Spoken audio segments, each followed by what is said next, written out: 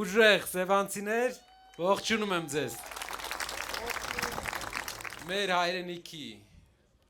ջրային պաշարներով կենտրոնը, մեր հայրենիքի Կապուտաչյա Սևանի կողքը բնակվելով մարդիկ իրավունք չունեն աղքատ ապրել այստեղ։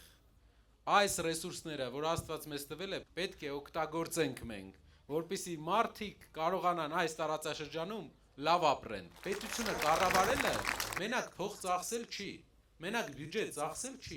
դա վարժ լինել է, իմանալ թե ինչպես պայմանավորվել, ինչպես գործարարներին բերել Հայաստան, ինչպես տեղում զարգացնել տնտեսություն։ Ասում են ուսուցիչների 4-ից 1-ն է անցնում ատեստավորումը։ Աշխատավարձերը 100,000 դրամ, 110,000 դրամ, ինչպես ապրեն։ Մեր ծրագիրը այլ է։ Բոլոր ուսուցիչներին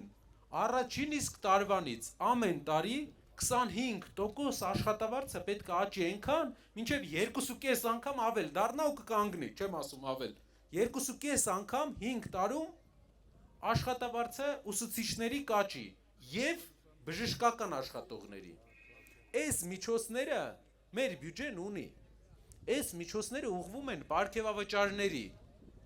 Մենք սա պետք է ուղղենք ամենախոցելի, բայց ամենակարևոր խմբերի։ Ուսուցիչների, ովքեր դաստիարակում են մեր հասարակությունը, եւ բժշկական աշխատողներին, ովքեր պահպանում են մեր առողջությունը։ Ընտրենք առաջնորդ, մեկից կարա 100 սարքի, 100-ից 1000։ Այս աստվածատուր հնարավորությունները օգտագործող է պետք, վարժ զարգացնող է պետք։ Սամվել Կարապետյանը, համաձայն ենք։